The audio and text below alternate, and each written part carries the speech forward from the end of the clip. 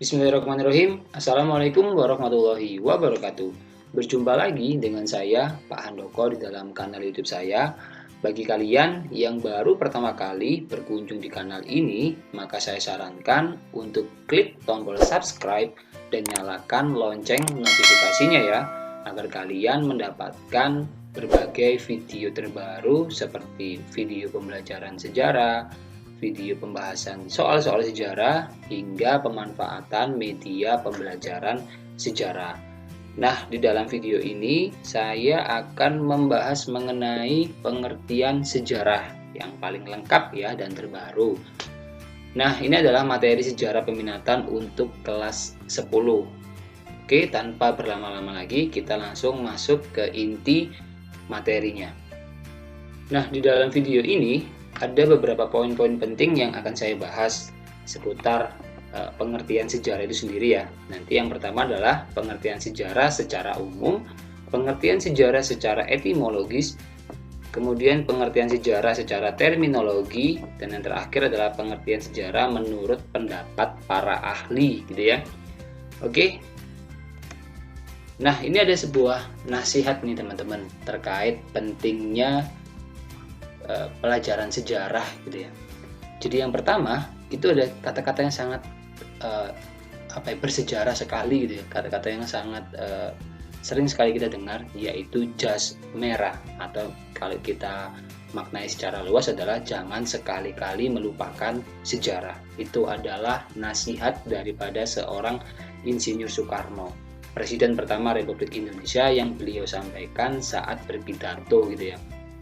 Nah, kemudian ada juga nih pendapat dari seorang Mahfud MD melalui cuitannya di Twitter gitu ya. Beliau mengatakan, "Hai orang-orang yang beriman, bertakwalah kepada Allah dan lihatlah sejarah dirimu di masa lalu untuk pelajaran dalam meluruskan dan membangun masa depanmu," nih teman-teman. Nah, ini ada dua pendapat yang menurut saya sangat menarik untuk kita bahas gitu ya. Ini menandakan bahwa sejarah itu menjadi sesuatu yang sangat penting di dalam kehidupan kita, sehingga kita itu tidak boleh acuh gitu ya, tidak boleh tidak peduli terhadap sejarah bangsa Indonesia itu sendiri. Karena ada yang juga mengatakan bahwa ketika kita tidak mengenal sejarah kita sendiri, maka kita itu seperti halnya orang yang orang yang lupa gitu teman-teman, karena kita tidak tahu asal usul kita gitu ya. Jadi ini sangat memberatkan daripada sejarah itu sendiri, sehingga kita itu wajib untuk mempelajarinya.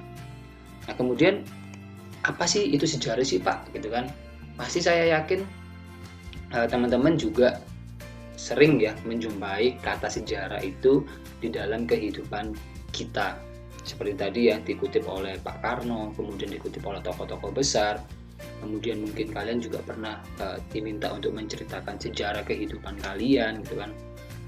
Nah, pertanyaan besarnya adalah, dan yang sangat sederhana, apa sih sejarah itu? Nah, untuk bisa memahaminya, kemudian untuk bisa kita itu mengemukakan pendapat kita sendiri terkait apa itu sejarah, maka kita harus belajar terlebih dahulu nih makna kata sejarah itu sendiri. Nah, yang pertama di sini adalah saya akan mencoba membahas mengenai pengertian sejarah secara umum gitu ya. Artinya yang disetujui lah ya, yang disepakati oleh banyak orang nih. Dan di sini saya mengutip Kamus Besar Bahasa Indonesia atau KBBI ini ya. Mohon maaf, ini ada kekeliruan tulisan. Nah, menurut KBBI sendiri itu ada 3 nih teman-teman maknanya itu ya. Yang pertama adalah sejarah itu diartikan sebagai asal usul keturunan silsilah. Kemudian yang kedua, kejadian dan peristiwa yang benar-benar terjadi pada masa lampau. Dan yang ketiga, sejarah bermakna pengetahuan atau uraian tentang peristiwa dan kejadian yang benar-benar terjadi pada masa lampau. Di sini ada dua kata yang diulang gitu ya, yaitu peristiwa yang benar-benar terjadi di masa lampau. Loh Pak, apakah memang ada sebuah peristiwa itu yang tidak benar-benar terjadi di masa lampau? Dan jawabannya adalah iya, ada. Misalkan kalian pernah membaca novel nih teman-teman, pastinya kalian kan juga membaca tentang sebuah peristiwa yang terjadi di masa lalu gitu ya. Tetapi peristiwa itu tidak benar-benar terjadi nih teman-teman. Kenapa? Karena cerita yang ada di dalam sebuah novel itu berangkat dari imajinasi daripada si penulisnya gitu ya. Nah, sedangkan kalau cerita sejarah itu benar-benar ada nih teman-teman. Buktinya apa? Ada banyak ya. Nanti ada di video-video berikutnya kita akan membahas mengenai sumber-sumber sejarah. Jadi sejarah itu dibangun dari sumber-sumber sejarah yang berhasil dikumpulkan teman-teman. Seperti itu ya. Kita lanjut ke pengertian sejarah yang kedua, yaitu pengertian sejarah secara etimologi nih teman-teman. Nah, bentuk yang pertama gitu ya, saya mengutip dari bahasa Arab nih teman-teman, bahwa sejarah itu sendiri diambil dari bahasa Arab yaitu syajaratun, yang bisa diartikan sebagai pohon kayu, atau misalkan di referensi-referensi yang lainnya itu menggunakan hanya kata-kata pohon saja. Dan nantinya kata syajaratun ini akan berubah secara pengucapan gitu ya, menjadi syajarah, dan kemudian seperti yang kita kenal sekarang berubah menjadi sejarah. Nah, ini juga ada pengaruhnya dari dialek gitu ya, daripada orang-orang Indonesia dalam mengucapkan berbagai kata. Pastinya akan berbeda dengan orang-orang Arab itu sendiri, sehingga nanti yang awalnya syajaratun berubah menjadi sejarah, seperti itu. Nah, kemudian kenapa kok syajaratun itu diartikan sebagai sebuah pohon nih teman-teman? Sedangkan kalau kita ambil makna dari kata-katanya gitu ya, maka sejarah itu lebih dekat dengan masih sama di dalam bahasa Arab, yaitu tarik gitu ya, yang berarti masa lampau gitu teman-teman. Nah, di sini kenapa kok syajaratun itu diartikan sebagai sebuah pohon? Karena yang namanya kehidupan manusia itu kan akan selalu bergerak ke depan nih teman-teman, gitu ya. Artinya dia kan seperti halnya sebuah pohon, dia itu akan selalu tumbuh ke atas gitu ya. Dia akan selalu tumbuh ke atas, selalu tumbuh ke masa depan gitu. Nah, meskipun kehidupan manusia itu bergerak ke masa depan, tetapi apa yang sudah dilalui manusia itu juga akan meninggalkan jejak-jejaknya nih teman-teman. Seperti halnya akar-akarnya ini teman-teman ya. Jadi kehidupan manusia itu sangatlah panjang nih teman-teman. Jadi dia itu bergerak ke depan, dia juga meninggalkan jejak-jejak yang ada di masa lalu nih teman-teman. Dan jika kita lihat sebenarnya ini tuh hampir mirip seperti halnya sebuah silsilah gitu ya, garis-garis keturunan nih teman-teman. Dia ini bercabang-cabang gitu ya. Nanti si A itu akan menikah dengan si B, kemudian akan melahirkan si C nanti menikah dengan D, nanti melahirkan si E, dan seterusnya teman-teman. Sehingga nih syajaratun itu sendiri juga bisa diartikan ibaratnya sebagai sebuah pohon gitu ya, sebuah pohon yang akan terus berkembang dan terus tumbuh sampai kapanpun, baik itu di masa depan maupun di kehidupan masa lampaunya, seperti itu. Kita lanjut ke pengertian sejarah secara etimologi yang kedua. Nanti ada beberapa bahasa gitu ya yang akan Pak Handoko kutip di sini. Yang pertama adalah sejarah itu juga erat maknanya dengan sebuah kata di dalam bahasa Inggris, yaitu history, yang berarti masa lampau umat manusia. Kemudian ada lagi dari bahasa Yunani kuno nih teman-teman, yaitu historia gitu ya, atau juga yang mengatakan historia gitu. Nah, historia sendiri itu berarti apa yang diketahui dari hasil penyelidikan atau yang namanya ilmu teman-teman, gitu ya. Kemudian ada juga dalam bahasa Jerman yaitu Geschichte, yang berarti sesuatu yang telah terjadi.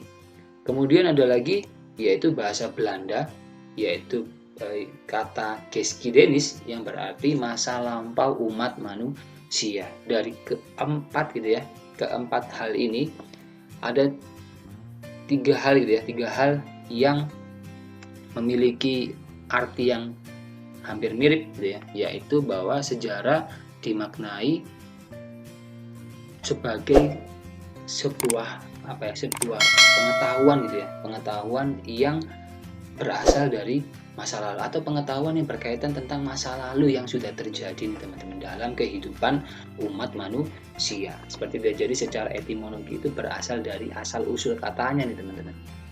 Kemudian pengertian sejarah secara etimologi yang ketiga itu berasal dari bahasa Indonesia gitu ya. Ada kata sejarah, ada babat, ada hikayat, riwayat, tarik, tawarik, tambo, dan histori nih teman-teman. Ini adalah ada kumpulan dari beberapa bahasa daerah juga gitu ya. Nah, di sini artinya apa? Artinya adalah kejadian dan peristiwa yang benar-benar terjadi pada masa lampau atau asal-usul keturunan silsilah, terutama bagi raja-raja yang memerintah nih. Nah, di sini kalau zaman dulu itu sejarah itu digunakan untuk melegitimasi nih teman-teman. Melegitimasi apa gitu kan? Melegitimasi kekuasaan, kewenangan seorang raja gitu ya. Jadi seperti yang kalian ketahui bahwa yang namanya kerajaan itu kan kalau raja yang atau pemimpinnya itu kan ditentukan berdasarkan garis keturunan gitu ya. Jadi kalau kamu tidak punya terah seorang raja, maka kamu tidak punya kesempatan untuk menjadi raja berikutnya. Jadi sejarah itu digunakan untuk melegitimasi atau untuk semakin memperkuat gitu ya, memperkuat kedudukan seorang raja, karena kan dia ini bisa membuktikan bahwa ini saya keturunan seorang raja ini, saya keturunan raja itu gitu kan. Jadi dia itu menggunakan sejarah untuk melegitimasi kedudukan status rajanya dia, seperti itu ya. Dan selanjutnya pengertian sejarah secara terminologi nih teman-teman, itu bisa diartikan sebagai sebuah kajian masa-masa ke belakang saat manusia telah mengetahui tulisan sejarah pada saat peristiwa atau momen yang benar-benar berlangsung pada saat masa lampau nih teman-teman. Jadi di sini kan titik beratnya adalah pada kata-kata sudah mengetahui tulisan sejarah, artinya kita sudah masuk ke masa sejarah gitu ya. Belum atau bukanlah sebuah masa praaksara gitu teman-teman. Nah kemudian kita lanjut ke pengertian berikutnya, yaitu pengertian sejarah menurut para ahli nih teman-teman. Nanti di sini akan Pak Handoko bagi menjadi dua gitu ya. Jadi ahli yang pertama itu adalah ahli yang berasal dari luar negeri, kemudian yang kedua itu adalah ahli yang berasal dari dalam negeri, agar seimbang gitu ya, agar balance antara pendapat para ahli. Nah, pendapat ahli yang pertama yang berasal dari luar negeri, di sini Pak Handoko mengutip yaitu dari Gilbert J. Garragan dalam bukunya yang berjudul A Guide to Historical Method, berpendapat bahwa sejarah itu memiliki tiga arti yang saling berkaitan tetapi berbeda konsepnya. Yang pertama adalah sejarah sebagai kejadian atau peristiwa yang benar-benar terjadi pada masa lampau. Kemudian ada sejarah sebagai laporan dari peristiwa-peristiwa yang benar-benar terjadi. Di sini ada penekanan bahwa sejarah adalah hasil penelitian nih teman-teman, di sini ada kata-kata laporan gitu ya.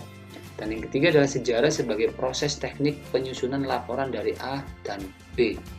Jadi ini menekankan sekali bahwa sejarah itu selalu berkaitan tentang sebuah hasil laporan teman-teman.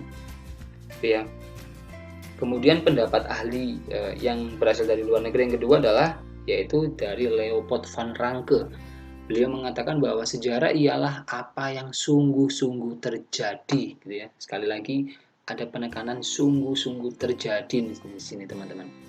Oke, kita lanjut ke yang kedua, pengertian sejarah menurut para ahli yang berasal dari dalam negeri.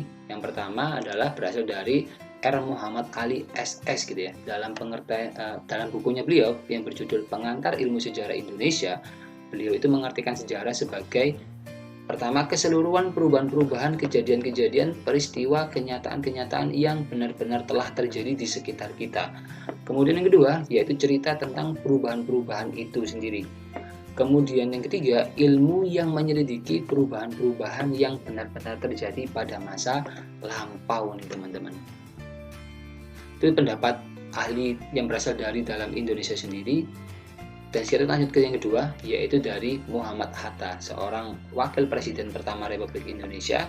Di dalam bukunya beliau yang berjudul Pengantar ke Jalan Ilmu Pengetahuan, beliau itu mengemukakan bahwa sejarah bukan melahirkan cerita dari kejadian masa lampau, melainkan memberikan pengertian masa lalu sebagai masalah-masalah. Jadi di sini Pak Hatta itu ingin memberikan penekanan bahwa sejarah itu nantinya akan melahirkan banyak diartikan sebagai sebuah masalah-masalah gitu ya, yang nantinya akan memberikan kita banyak solusi-solusi, banyak cerita-cerita yang bisa membuat kita itu jadi lebih bijaksana, seperti itu ya.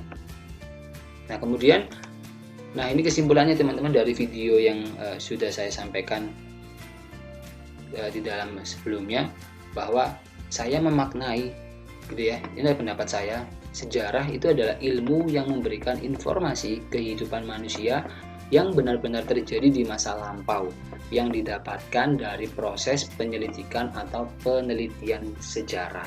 Ya, itu adalah kesimpulan saya berdasarkan dari berbagai macam pengertian sejarah, mulai dari sejarah secara umum, sejarah secara etimologi, secara terminologi, sampai sejarah menurut pendapat para ahli nih teman-teman.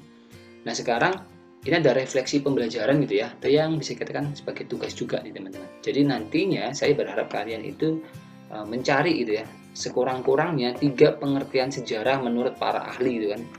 Ya, seperti yang saya katakan sebelumnya, pendapat para ahli terkait sejarah itu sangat banyak dan sangat luas nih teman-teman. Saya minta kalian untuk mencari 3 saja, kemudian dari pendapat-pendapat ahli itu, maka tolong dirumuskan pengertian sejarah versi kalian masing-masing. Dan jangan lupa untuk memberikan jawaban kalian itu di kolom komentar ya. Nanti kita akan berdiskusi lebih jauh lagi terkait materi pengertian sejarah di kolom komentar. Seperti itu ya. Wah, tidak terasa kita sudah berada di penghujung video pembelajaran ini teman-teman. Jika kalian ada pertanyaan seputar materi ini, kalian dapat menuliskannya di kolom komentar atau kalian juga bisa menanyakan hal itu kepada saya melalui kontak medsos ini ya. Saya ucapkan terima kasih bagi kalian yang telah menonton video ini hingga akhir. Jika kalian merasa video ini bermanfaat, jangan lupa bagikan video ini kepada teman-teman kalian ya, agar kebermanfaatan itu tidak hanya berhenti di kalian saja. Dan juga jangan lupa untuk klik subscribe dan like video ini. Akhir kata, Assalamualaikum warahmatullahi wabarakatuh. Salam Historia.